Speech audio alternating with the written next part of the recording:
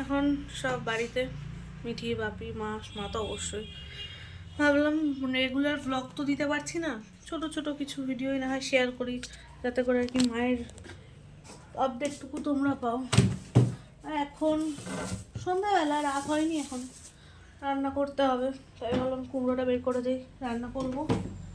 আর মাকে দেখাই, দাঁড়াও। মা রয়েছে ঘরে শুয়ে। এই দেখো, এই যে কুমড়োটা, এটা কুমড়ো আলু দিয়ে তরকারি করব, আর রুটিটা নিয়ে আসা যাবে। আর এখানে বাপি অফিসের কিছু কাজ করছে, আর এই ঘরে হচ্ছে মা শুয়ে আছে। কি গো, কি খবর? কি খবর? কি খবর? খবর ভালো। হ্যাঁ, খবর ভালো। খবর ভালো।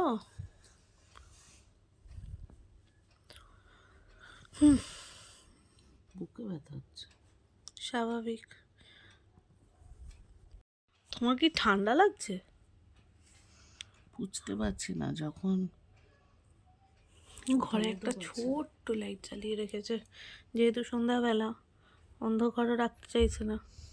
না, কষ্ট হচ্ছে, চোখ মুখ ভারী হয়ে যাচ্ছে, তো বড় আলো সহ্য করতে পারছি না না। না, ঠিক আছে, থাক। আচ্ছা মা, অনেকে একটা কথা জিজ্ঞাসা করছে, সেটা হচ্ছে তোমার যে গ্রোথটা ধরা পড়েছে, সেটা নিয়ে নাকি আমরা শিওর নই। তো মানে হ্যাঁ, মানে আমরা যে তোমার যে গ্রোথটা ধরা পড়েছে কি পড়েনি, এরকম মানে সিটি এরকম একটা স্ক্যানে জিনিস। আমাদের তো রিপোর্ট দিয়ে দিয়েছে, হ্যাঁ, মেজারমেন্টও দিয়ে সেটা দিয়েছে। হয়তো বুঝতে কোথাও ভুল হয়েছে সবার, মানে সবার না, সরি, যারা লিখেছে আর কি, হয়তো বুঝতে কোথাও অসুবিধা হয়েছে, হতেই পারে। আর কেন, আমাদের তো সিটি স্ক্যানে ধরা পড়েছে। সেটাই। তারপর আর সেখানে মেজারমেন্টও করা আছে, জায়গা, লোকেশন। সবই আছে, রিপোর্টস আছে, সিটি স্ক্যান যে হয়েছে সেটাও। তো এটা ছাড়াও আরও প্রশ্ন আছে যে কেন কলকাতা ছেলে বেরোর। তো এটার উত্তর যারা ভেলোরে গেছে তারাই জানে। তো এটা নিয়েও আমি বলছি। আরও একটা প্রশ্ন হচ্ছে, এটা আমাদের একার করে লাভ নেই, প্রচুর মানুষ ভেলোর যায়, এটা যারা যায় একমাত্র তারা জানে। আমি এই পরিস্থিতিতে না, আমার জোরে কথা বলে না, বুকে এগুলো ব্যথা নিয়ে করছে। তোমায় বলতে হবে না, আমি আছি। আরও একটা প্রশ্ন, সেটা হচ্ছে ব্লকেজের পরবর্তী পদক্ষেপ কী, আমরা এখন কি পদক্ষেপ নেব। তো যাই হোক, তোমাদের অনেকগুলো প্রশ্ন আছে আমি জানি, তো সেই প্রশ্নগুলো আমি অবশ্যই উত্তর দেব, কারণ সেগুলো অবশ্যই আমি বলবো। কিন্তু এখন রাত হয়ে যাচ্ছে, মানে সন্ধেই, বাট রাতের খাবারটা জোগাড় করতে হবে। আমি সেটার দিকে যাই, গিয়ে তোমাদের সাথে গল্প করে না হয় শেয়ারটা করছি। চলো তাহলে রান্নার দিকে যাওয়া যাক। আমি ওখানে মেঝেতেই বসে আছি, যেহেতু মা এখানে শুয়ে আছে বিছানা করে।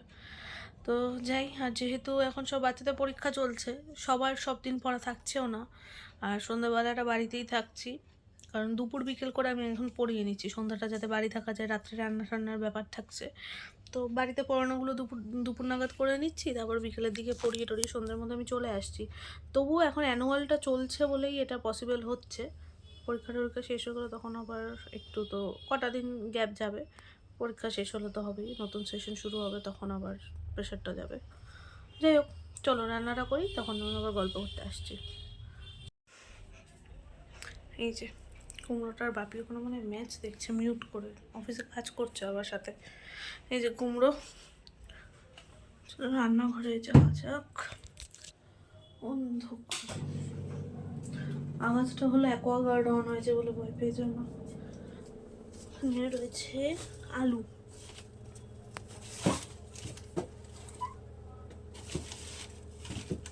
আলুর প্যাকেট কাটতে হবে, দু একটা আলু বের করবো। এই যে এগুলোকে এখন কাটবো, চলো কেটে নিই, বেশি রাত করে লাভ নেই। আর রুটিটা তো বাপিকেই আনতে বললাম, কারণ শুধু শুধু রুটি আটা টাটা মেখে আবার করার থেকে নিয়ে আসাটাই বেটার। আর আমাদের এখানে একটা খুব ভালো দোকান আছে, দোকানটা পুরো ঘরোয়া রুটির মতোই, একদম প্রপার হাত রুটি যেটা হয় ওরকমই বানায়। মানে তোমার ওই রুমালি রুটি বা ময়দার রুটি নয়, একদম আটার রুটিই বানায়, খুব ভালো বানায়, একদম ঘরের মতোই। তো ওটাই কিনে আনাটা অনেকটা বেটার। যাই হোক, চলো রান্নাটা বসাই।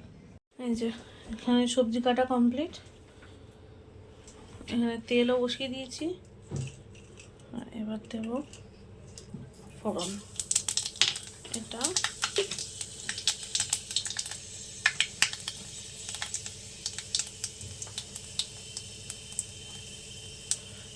দেখো এটা কি মিষ্টি।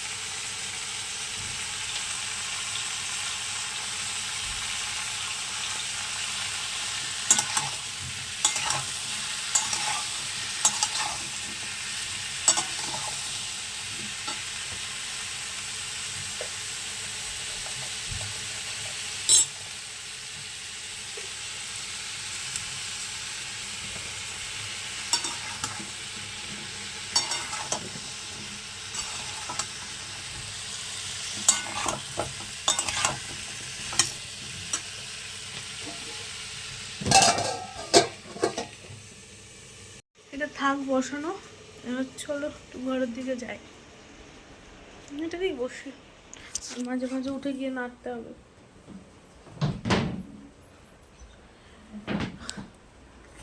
যাই হোক, যেটা বলছিলাম তখন, যে প্রশ্নগুলো করছো যারা, যাই হোক তোমরা অনেকে হয়তো জানো না ক্লিয়ারলি, তারা হয়তো মিস করে গেছো কোনোভাবে। যে যারা লিখছো যে মায়ের যে গ্রোথটা ধরা পড়েছে সেটা এখনও তো শিওর নই বা ডাক্তার বলেনি, এরকম একটা কিছু বলছো অনেকেই। তো তাদেরকে বলছি যে অ্যাকচুয়ালি না, সেটা নয়।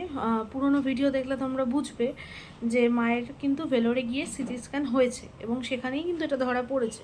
এবার বিষয়টা হচ্ছে আগের টেস্টগুলোয় কেন ধরা পড়েনি তোমরা বলছো। আগে তো সিটি স্ক্যান বা পেট সিটি কোনো, মানে পেট স্ক্যান কোনোটাই হয়নি, কী করে ধরা পড়বে বলো।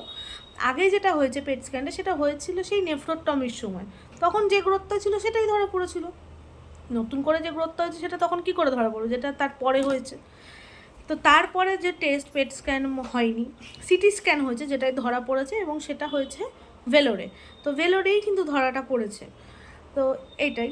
সেকেন্ডলি ব্লকেজটাও কিন্তু মায়ের কলকাতায় ধরা পড়েনি, মায়ের সেটাও কিন্তু ভেলোরে গিয়েই ধরা পড়েছে। তো এই জন্যই বলতে পারো কোথাও ওখানে একটা বিশ্বাস আছে আমাদের। তো যাই হোক, এখানে তার মানে বিশ্বাস নেই তা নয়। ভাবি টিভি চালিও না। যাই হোক, ভাবি টিভি চালিয়ে ফেলেছিল। তো এই হচ্ছে কথা। আর হচ্ছে অনেকে জিজ্ঞাসা করছো ব্লকের যে ধরা পড়েছে এর পরবর্তী স্টেপ বা পরবর্তী পদক্ষেপ কী বা কেন করছি না। কেন করছি না উত্তর হয়তো তোমরা অনেকেই জানো। কেন করছি না, কারণ প্রত্যেকবার যাওয়া তো আমাদের একটা গুছিয়ে যাওয়ার ব্যাপার আছে।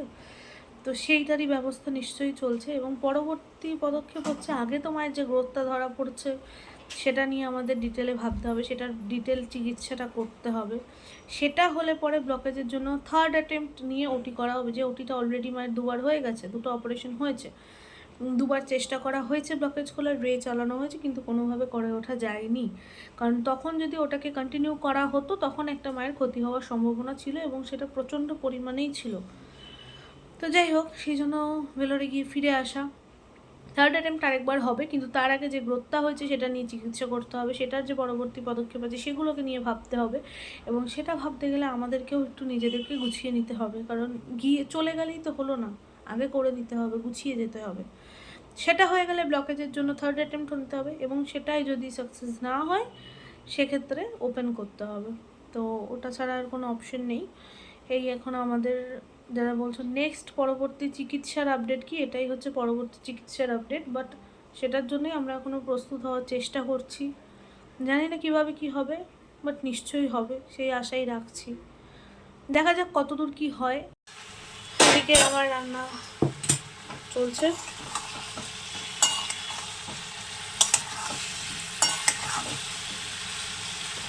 মাঝে মাঝে এসে একটু নাড়িয়ে দিচ্ছে এই আর কি। যাই হোক, তখন অনেক কিছুই বলছিলাম তোমাদের। আরও একটা জিনিস যে এই বিষয়গুলো হয়তো এই বিষয়গুলো বাপি আমার থেকে অনেক বেশি ভালো জানে, কারণ গত 7.5 বছর ধরে তো বাপি সমস্তটা একা একা করছে। কারণ যাদের মায়ের পাশে, বাপির পাশে মেনলি মায়ের পাশে বাপির পাশে আসার কথা ছিল, দাঁড়ানোর কথা ছিল, তারা তো কেউ আসেনি, পুরোটাই বাপিকে একা সামলাতে হয়েছে। আর সমস্ত বিষয়টা শুধু আমরাই চোখের সামনে দেখেছি, বাইরের না, সরি, যারা নিজের লোক কোটেশনের মধ্যে বললাম, তারা কেউ দেখেনি, দেখার চেষ্টাই করেনি, তারা নিজেদের মতো খুব ভালো আছে।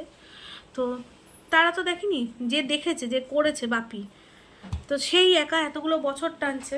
তো বাপি ভালো বলতে পারবে কি হয়েছিল সেই সময় বা কি ঘটেছে, মায়ের পরবর্তী ট্রিটমেন্ট কি, সেগুলোর ডিটেলসটা বাপি আমার থেকে অনেক ভালো জানে, কারণ ভেলোরেও বাপি একা ছিল, বাপি পুরোটা সামলেছে। তো তোমরা বাপির মুখ থেকে শুনে নাও। তো মাম তো অলরেডি তোমাদের অনেকটাই ব্রিফ করে দিয়েছে। ছোট মানুষ তো, সব তো হয়তো গুছিয়ে বলতে পারেনি।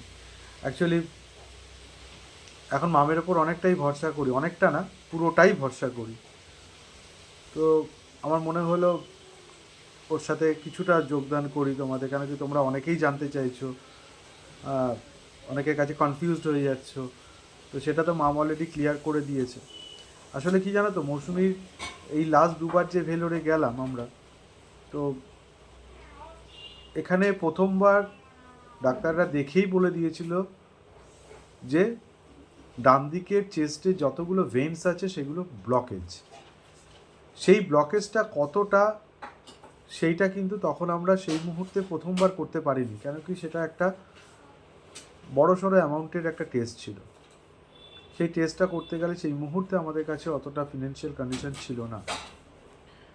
দ্বিতীয়বার যখন গেলাম আমরা সেই টেস্টটা করালাম, এবং টেস্টটা করানোর পরে দেখা গেল, এবং কম্পিউটারে আমাদের দেখালো, অ্যাকচুয়ালি ভেলোরের যে নিয়মটা হচ্ছে, ওরা কোনো হার্ড কপি রিপোর্ট দেয় না, ওরা সম্পূর্ণটাই ওদের সফটওয়্যারে থাকে এবং সেটা চোখে দেখা যায় কম্পিউটারে।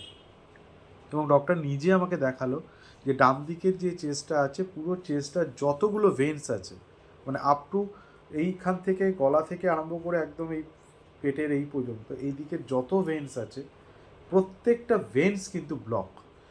এবং মৌসুমীর আমি নিজে দেখতে পাই ওর এখন এই যে চামড়ার ওপর দিয়ে ভেন্সগুলো পুরো সবুজ হয়ে ফুটে উঠেছে, যেটা আগে ছিল না। এটার কারণ হচ্ছে ওইখানে ব্লাডগুলো গিয়ে ক্লট করে যাচ্ছে।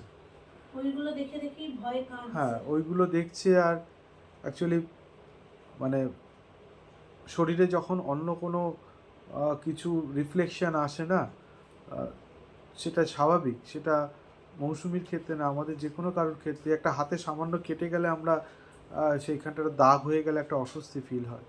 সেখানে ওর ডান দিকের বুকের মানে গলা থেকে আরম্ভ করে পুরো একদম মাকড়সার জালের মতো চারিদিকে ছড়িয়ে গেছে। মানে আমার হাতের যে শিরাগুলো দেখতে পাচ্ছ, এরকম শিরাগুলো তো এগুলো তো নর্মাল শিরা, ঠিক আছে, কিন্তু ওরগুলো হচ্ছে সবুজ হয়ে গেছে পুরো, এবং পুরো বুকে ভর্তি ফুলে উঠেছে পুরো, এবং পেট ফেটেও ভর্তি হয়ে গেছে। তো যাই হোক, সেকেন্ড টাইম আমরা ওইটা দেখে খুবই আতঙ্কিত হয়েছিলাম, এবং তারপরে ডাক্তার বলে ইমিডিয়েটলি এটাকে অ্যাঞ্জিওপ্লাস্টিক করে বেলুন সার্জারি করতে হবে। এবং বেলুন সার্জারিতে যদি ওপেন হয় তো খুব ভালো, তবে যা কন্ডিশন তাতে বেলুন সার্জারিতে হবে না, স্টেন বসাতেই হবে।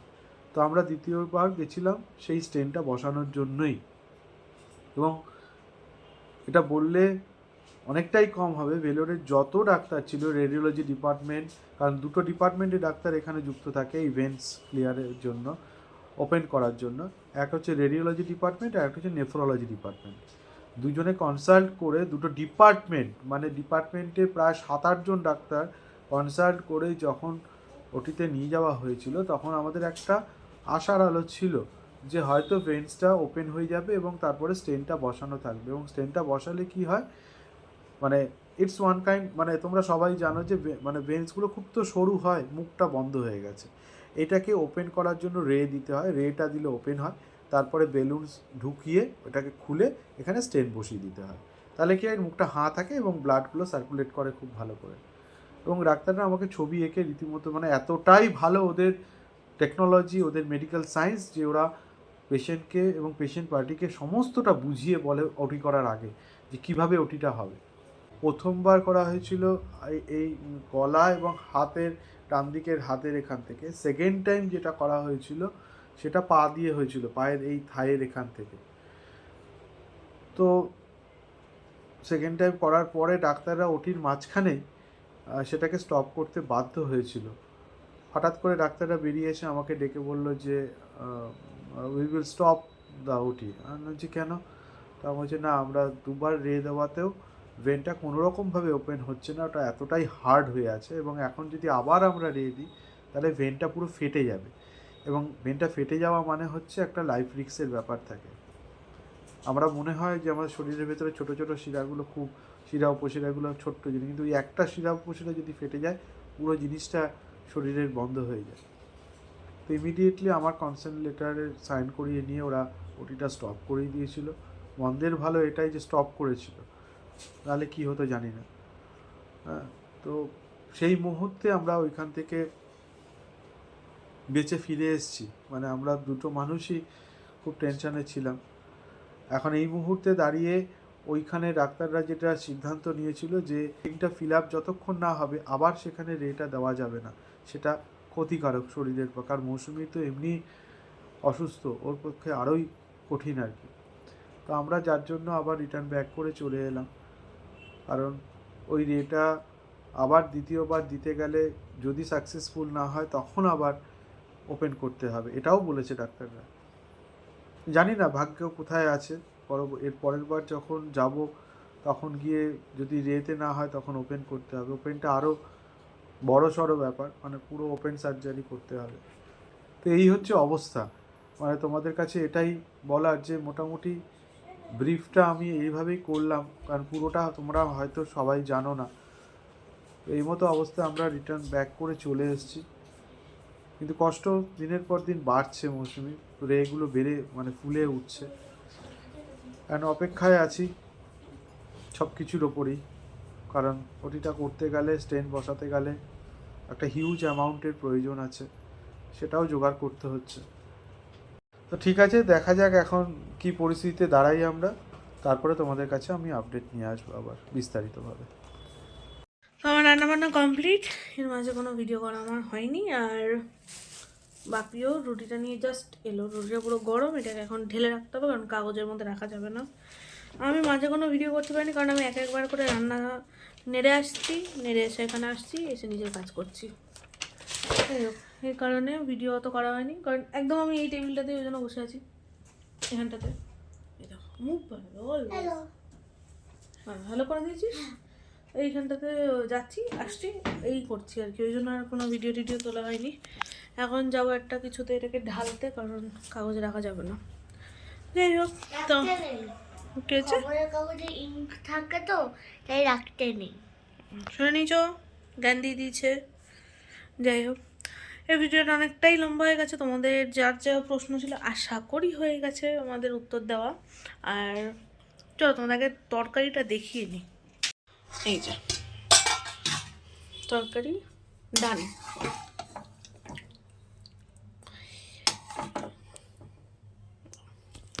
আর ঢাকা দিয়ে দিই। ওই দেখো মিঠি রানী, হাই, ছড়ানো ছিটানো আছে, এগুলো এখন গোছা দেবে। পরীক্ষা তো চলছে, দুটো পরীক্ষা হয়ে গেছে, ম্যাথস আর ইংলিশ হয়ে গেছে। আজকে ইংলিশ পরীক্ষা ছিল। কেমন হয়েছে? দারুণ হয়েছে। দারুণ হয়েছে, ওকে। মানে 3টে এক্সাম পেন্ডিং। যাকে এই ভিডিওটা বরং এখানেই শেষ করি। মিঠি রানীর সাথে দেখা হচ্ছে নেক্সট ভিডিওতে। আর ভিডিওটা ভালো লেগে দেখলে লাইক কমেন্ট শেয়ার করে পাশে থেকো। আজকের জন্য